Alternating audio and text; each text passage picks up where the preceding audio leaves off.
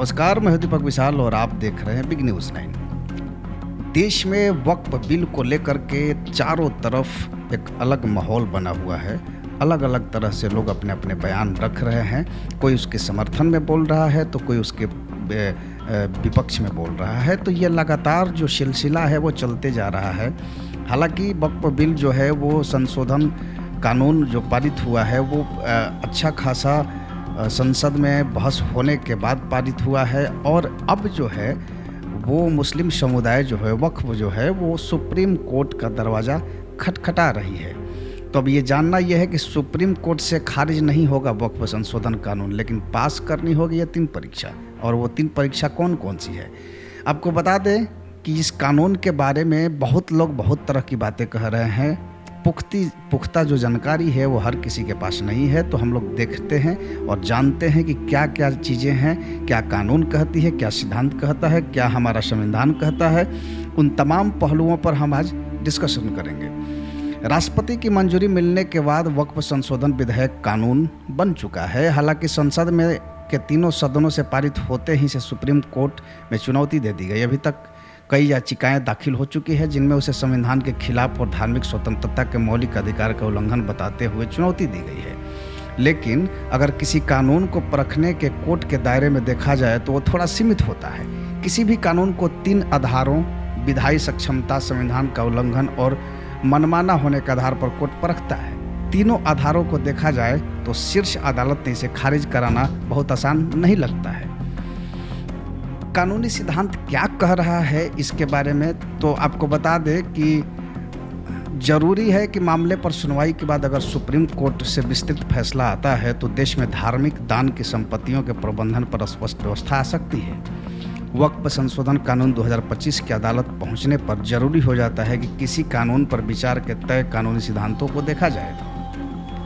Allahabad court के सेवानिवृत्त न्यायाधीश SR सिंह कहते हैं कि सुप्रीम कोर्ट किसी भी कानून की वैधानिकता पर मुख्यतः 3 आधारों पर विचार करती है और वो 3 आधार और 3 और परीक्षाएं क्या क्या है इस पर हम लोग चर्चा करेंगे। पहला ये है कि जिस व्यक्ति या संस्था ने कानून पारित किया है उसे अपना अधिकार नहीं था, यानी विधायी सक्षमता। दूसरा, वह कानून संविधान किसी प्राविधान या मौलिक अधिकारों को उल्लंघन करता है अथवा संविधान की मूल भावना के खिलाफ हो। तीसरा, मनमाने ढंग से कानून पारित होना, यानी कि आर्बिट्रेरीनेस कहते हैं उसे। इस 3 आधारों पर अगर वक्फ संशोधन कानून को देखा जाए तो विधायी सक्षमता की कसौटी पर संसद से घंटों बहस के बाद यह पारित हुआ। दूसरा आधार संवैधानिक प्राविधानों के उल्लंघन का है।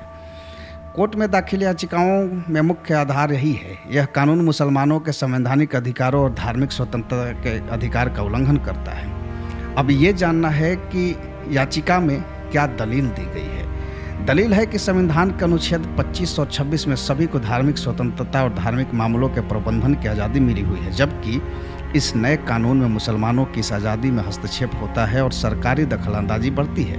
याचिकाओं में वक्फ बोर्ड के सदस्यों में गैर मुस्लिमों को शामिल करने का भी विरोध किया गया है। कानून धार्मिक स्वतंत्रता के खिलाफ नहीं है और ये क्यों नहीं है तो इस पर भी हम चर्चा करते हैं। माना जा रहा है कि सुप्रीम कोर्ट में होने वाली बहस में धार्मिक स्वतंत्रता का मौलिक अधिकार ही केंद्र में होगा और सुप्रीम कोर्ट जो व्यवस्था देगा वही लागू भी होगी। लेकिन कानून पर सरकार के तर्क को देखा जाए तो उसके अनुसार यह कानून धार्मिक स्वतंत्रता के खिलाफ नहीं है, बल्कि संपत्तियों के प्रबंधन से संबंधित है। सरकार कानून को जायज़ ठहराते हुए तर्क दे रही है कि वक्फ प्रबंधन में चुनौतियों का समाधान करने के लिए व्यवस्थित सुधारों की आवश्यकता थी, जिसके लिए वक्फ संशोधन कानून 2025 लाया गया। इससे पारदर्शिता, जवाबदेही और कानूनी निरीक्षण सुनिश्चित करके वक्फ संपत्तियां गैर मुसलमानों और अन्य हितधारकों के अधिकारों का उल्लंघन किए बगैर अपने इच्छित धर्मार्थ उद्देश्यों का पूर्ति करती है।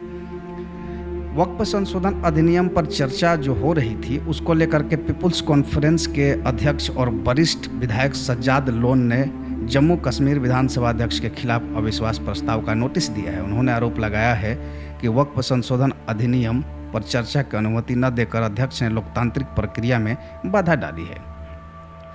वही वक्फ कानून मुस्लिम महिलाओं के लिए कैसे वरदान है, इसको भी एक बार हम देखते हैं। भाजपा सांसद दिनेश शर्मा ने कहा कि वक्फ संशोधन अधिनियम को मुस्लिम समुदाय के गरीब और महिलाओं के लिए वरदान बताया। उन्होंने कहा कि वक्फ कानून मुस्लिम समुदाय के गरीबों और महिलाओं के लिए वरदान बनकर उभरा है।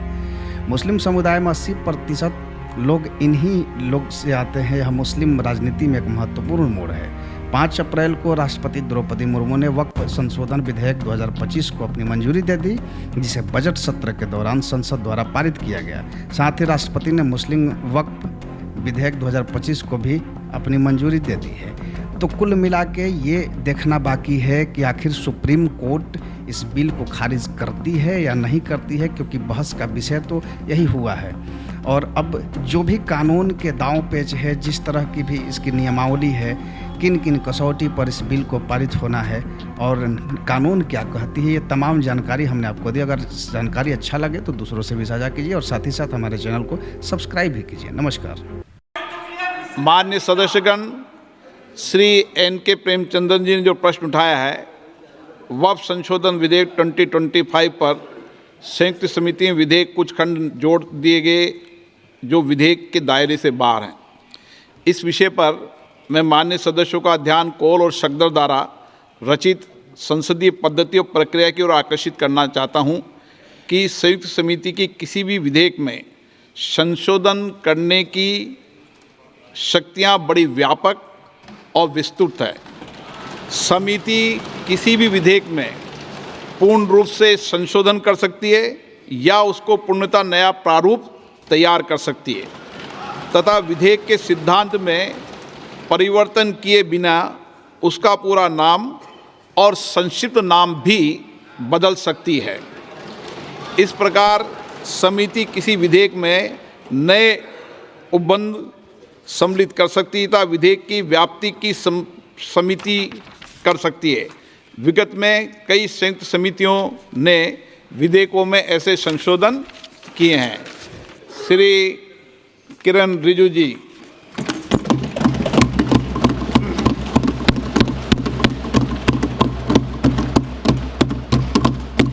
Honorable Speaker, sir, I rise to move the motion for consideration of the Waqf Amendment Bill 2025 and Mussalman Waqf Repeal Bill 2024.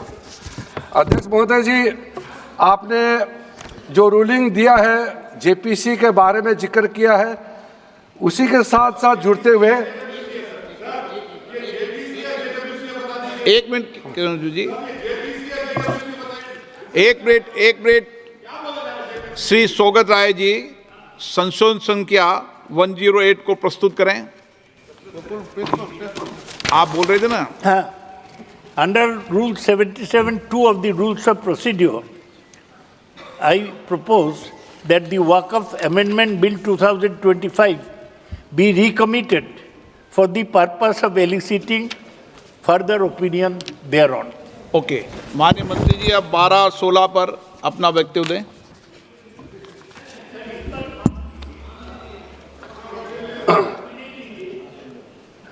आपका जो जब मैं ओपनिंग करूंगा उसका भी जवाब आएगा और बाकी अमेंडमेंट तो आखिरी में आता ही है।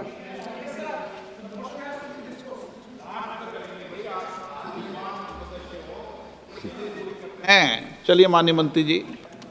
माननीय अध्यक्ष महोदय, हम सबको बहुत डिटेल में जाने का भी आवश्यकता नहीं है। कमेटी के बारे में उसका जिक्र काफ़ी हो चुके हैं, लेकिन मैं इतना कहना चाहता हूं कि जो कमेटी इस बार दोनों सदन लोकसभा राज्यसभा मिला करके ज्वाइंट कमेटी में वक्फ अमेंडमेंट बिल पे जो चर्चा हुई है, आज तक भारत के संसदीय इतिहास में इतना व्यापक रूप से चर्चा, कंसल्टेशन और समय कभी नहीं दिया है। इसलिए मैं जो ज्वाइंट कमेटी में जितने मेंबर्स दोनों सदनों के लोकसभा और राज्यसभा में जो सदस्य उस कमेटी में थे, मेरे तरफ से सरकार की ओर से मैं धन्यवाद देता हूं, अभिनंदन करना चाहता हूं।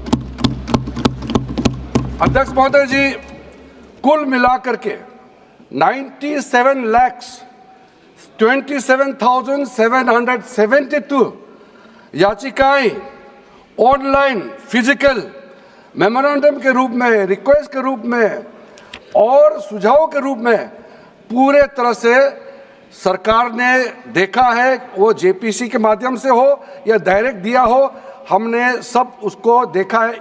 इससे बड़ा कभी भी, इससे ज़्यादा संख्या में किसी भी बिल के ऊपर में लोगों का याचिकाएं नहीं आया आज तक। कुल मिलाकर के 284 डेलीगेशन ने अलग अलग समुदाय के जो स्टेक होल्डर्स हैं उन्होंने कमेटी के सामने में अपने बात को रखा है, सुझाव भी दिया है। 25 स्टेट गवर्नमेंट और यूनियन टेरिटरीज का वक्फ बोर्ड्स ने अपना सबमिशन भी पेश किया गया है। इसके अतिरिक्त कई लीगल लुमिनरीज, विद्वान लोग हैं हमारे समाज में, कम्युनिटी लीडर्स हैं, अलग अलग धार्मिक संस्थाओं का प्रतिनिधि, charitable organisation, civil society, academicians, researchers, policy makers, सब ने इस कमेटी के सामने में पेशकश किया है। उसके साथ साथ मैं कहना चाहता हूं सर, आज जब मैं जो बात रखूंगा आपके सामने में, पिछली बार जब हमने ये प्रस्तुत किए थे बिल को इस सदन में, तब भी मैंने कई बातें बताई थी। आज मैं उसको नहीं दोहराते हुए कुछ बातें मैं जोड़ूंगा, और मुझे अपना बात रखने के बाद सिर्फ उम्मीद ही नहीं, पूरा यकीन है कि जो जो लोग इस बिल को विरोध कर रहे थे वो हृदय में भी बदलाव होगा। पॉजिटिव सोच के साथ इस बिल में सब समर्थन करेंगे, ये मैं विश्वास के साथ आप आगे अपना बात रखना चाहता हूं।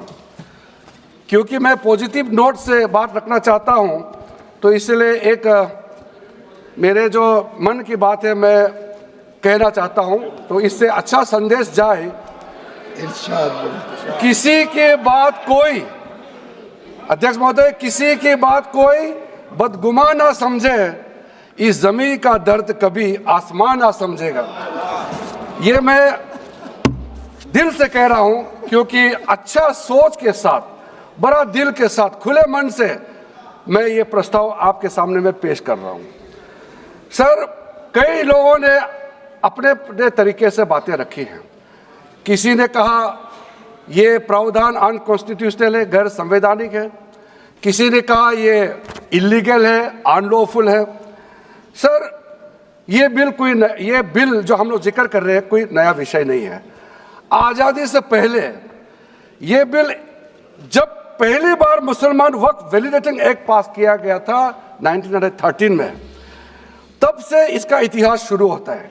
उससे पहले प्रिवी काउंसिल ने 1894 में इनवैलिडेट किया था वक्फ अल औलाद को।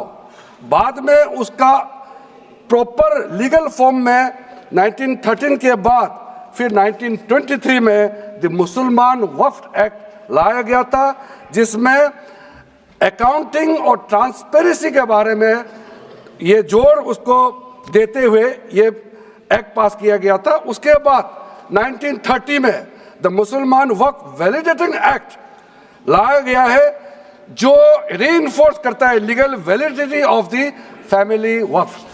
परिवार में जो वक्फ होता है उसको जोड़ देते हुए ये बिल लाया गया है। उसके बाद आज़ादी के बाद 1954 में 1954 में वक्फ एक्ट पहली बार आज़ाद भारत का एक्ट बनी, और उस समय स्टेट वक्फ बोर्ड का भी प्रावधान उसी 1954 एक्ट में प्रावधान किया गया था। उस समय से लेकर के कई संशोधन के साथ में 1995 में व्यापक रूप से ये वक्फ एक्ट बनी है। तो उस समय किसी ने नहीं कहा कि ये एक्ट अनकॉन्स्टिट्यूशनल है, किसी ने नहीं कहा उस समय ये अनलॉफुल है। आज जब हम उसी बिल को सुधार के ला रहे हैं, तब आपको ये अनकॉन्स्टिट्यूशनल, अनलॉफुल का ये शब्द इस्तेमाल करने का आपको ये नौबत कैसे आया, ये सोच क्यों आया? अगर आप सच्चे दिल से सोचते और मन साफ होते तो आप तर्क पे जाते। इस संशोधन बिल में जो जो तर्क है आप उसमें बात कीजिए, आप उसको छोड़ के जो कोई लेना देना नहीं है बिल में, उसका बात आप लेकर के लोगों को गुमराह करने का, बरगलाने का काम जो किया है, उसको मैं शुरू में साफ करना चाहता हूं। अध्यक्ष महोदय जी, 1995 में ट्राइब्यूनल का पहला व्यवस्था किया गया है, ताकि वक्फ बोर्ड का कोई भी निर्णय किसी को अगर पसंद नहीं है या उसको चैलेंज करना चाहता है तो वक्फ ट्राइब्यूनल वहां आप जा सकते हैं। उसका प्रावधान पहले बार हुए हैं और उस समय यह भी फैसला हुआ कि 5 लाख से ज़्यादा आमदनी किसी वक्फ प्रॉपर्टी में है उसके लिए सरकार एग्जीक्यूटिव ऑफिसर्स अपॉइंट किया जाएगा। ये भी 1995 में शुरुआत की है। अध्यक्ष महोदय जी, ये आज एक ट्रिगर पॉइंट क्यों हुआ है? ये अमेंडमेंट बिल लाने का आवश्यकता सबसे ज्यादा शुरुआत कहां से हुई? मैं संक्षेप में बताना चाहता हूं। 2013 में 2014 में हम सब चुनाव में गए और चुनाव में जाने से पहले 2013 में कुछ कदम ऐसे उठाए गए हैं जो आप सुन करके, आप सदस्य के रूप में भी और इस देश का नागरिक होने के कारण आपके दिमाग में यह बात जरूर सवाल उठेगा कि ऐसा कदम क्यों उठाया गया है। सर,